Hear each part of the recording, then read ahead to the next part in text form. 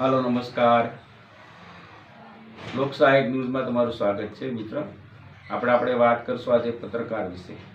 પત્રકારની દુનિયા છે। પત્રકાર શું છે? પત્રકાર અલગ અલગ પત્રકારો હોય છે। પહેલાં તો પત્રકાર બે પ્રકારના હોય છે, એક પ્રિન્ટ મીડિયા હોય છે, એક ઇલેક્ટ્રિક મીડિયા હોય છે। આજે હું જે છું તે પ્રિન્ટ મીડિયામાં છું। પ્રિન્ટ મીડિયા એટલે કે જે તમે છાપું છાપતા હોય એને પ્રિન્ટ મીડિયા કહેવામાં આવે છે। છાપાઈ અલગ અલગ હોય છે। કોઈ છાપું 15 દિવસે બહાર પડતું હોય છે, કોઈ મહિના દિવસે બહાર પડતું હોય છે, કોઈ 7 દિવસે બહાર પડતું હોય છે અને સાપ્તાહિક ડેલી બહાર પડતું હોય છે।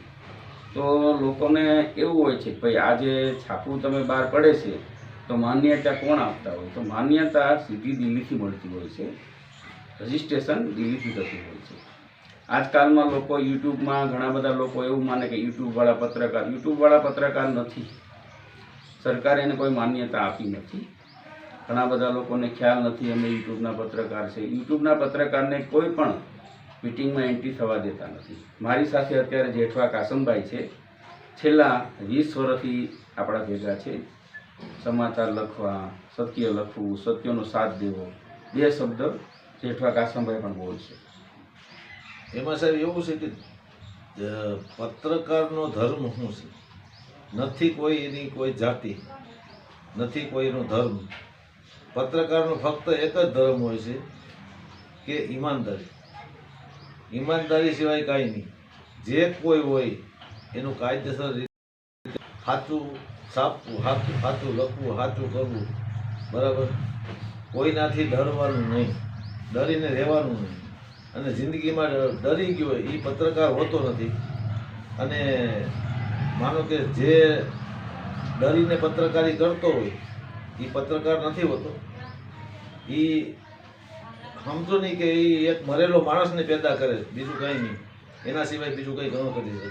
વિશેષમાં મિત્ર આપણે જે હું તમને અવારનવાર વિડીયોમાં જાહેર કરતો હોય કે ભાઈ અમે જેનું છાપતા એને ગામમાં અમે અખબાર નાખવા જતા। મારી સાથે જેઠવા કાસમભાઈ પણ આવતા। અમે જેનું છાપતા, સરપંચનું છાપતા હોય, ડૉક્ટરનું છાપતા હોય, દારૂનું છાપતા હોય તો મારી સાથે આવતા। અમે ખુદ અખબાર નાખવા જતા કે ચાલો એની અમે છાપતા અને કહેતા ભાઈ તારું અમે છાપ્યું છે, બરાબર ને? આપણે જતા। કહેવાનો મતલબ હમણાં જે ભાઈ વાત કરી કાસમભાઈએ કે ભાઈ ડર, પત્રકારમાં ડર વસ્તુ હોવી ના જોઈએ। કારણ કે પત્રકાર છે એમ કહે છે ચોથો સ્તંભ છે, મીડિયા છે દેશનો ચોથો સ્તંભ છે। જો ચોથો સ્તંભ જ નબળો હોય તો શું કરવાનું? આજકાલમાં પત્રકાર છે એ લોકોને ખ્યાલ નથી। પહેલાં તો લોકો ગાડીની અંદર પ્રેસ લખી શકતા નથી, એ નિયમ છે। તમારું જે કોઈ અખબાર હોય એનું નામ તમે લખી શકો છો, ગાડીમાં પ્રેસ લખાતું નથી, બરાબર?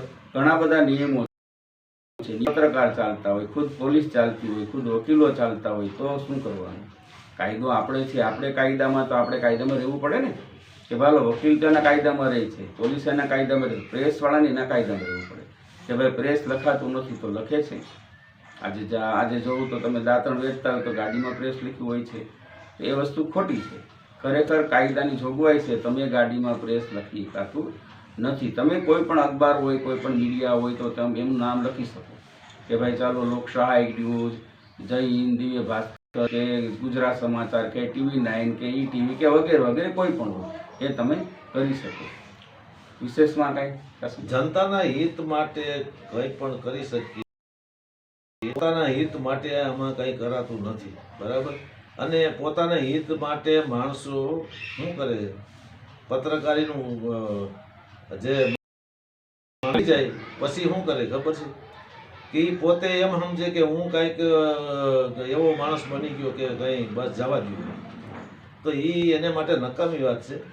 અને એ પોતે કાયદાને તોડતો હોય છે, કાયદાની રૂલમાં ન આવતો હોય, અને જેથી કરીને શું થાય કે એના સાટા બીજાને સાચા માણસોને ઉડે અને જનતાના હિતને એ પોતે ભૂલી જતો હોય છે।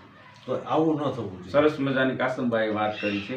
ઘણા બધા એવા પકડાય છે, પ્રેસ કાર્ડ લઈ લે છે, સમાજના હિત માટે ખરેખર પત્રકાર સમાજ એ લોકો શું કરે,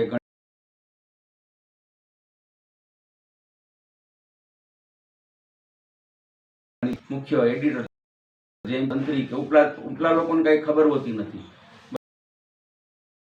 સર્વ ખરેખર ન થવું જોઈએ. બહુ સરસ વાત કરી છે. અને પહેલા તો શું છે કે તમે કોણ છે, જો શું છે, પહેલા તો તમે શું છે એ તમે નથી. ઘણા બધા લોકોનું એ કહેવા માંગુ છે કે તમે પત્રકાર છો, તમે ખુદ ડિસિપ્લિનમાં હોવા જોઈએ, તમારામાં ખુદમાં ડિસિપ્લિન હોવો જોઈએ, ત્યારે તમે બીજાને કોઈને કહી શકો ને. તમે ખુદ જ તમારામાં જ કંઈ પણ ઘટતું હોય તો બીજાને તમે શું કહી શકો? તો વિશેષમાં કંઈ સાહેબ પોતાનો હિત તો ભૂલી જ જવો જોઈએ. પોતાનો હિત તો અંદર આવવો જ નથી. આવી ગયો એટલે વાત પૂરી થઈ ગઈ. એના અંદર કઈ બીજું કઈ આવતું નથી. ફક્ત હિત ને હિત જ હોય. અને હિત પોતાનો જે સાજા કરવા વાળા માણસો એ કોઈ દી ઉપર આવતા નથી અને બીજાને આવવા દેતા નથી. અને એ પત્રકારીને બદનામ કરે છે, પત્રકારને બદનામ કરે, પત્રકારીને બદનામ કરે છે. અને એવા બદનામ કરવા વાળા અનેક હોય છે એમ. અને અનેક હોય છે એ પોતે પોતાનું ઓલું ભૂલી ગયા હોય છે કે મારો પોતાનો ધર્મ શું છે. પત્રકારીનો ધર્મ એક જ, પોતાના જનતાને પોતાના હિત માટે એને કંઈ કરાતું નથી. મારી સમજમાં એટલું આવે. સરસ મજાની આપણે જે કાસમભાઈ, જેઠવા કાસમભાઈ આપણે વાત કરી. હું તંત્રી જીતેન્દ્રગીરી ગોસ્વામી, લોકશાહી ગુજરાતી ન્યૂઝ. જય હિન્દ, જય ભારત.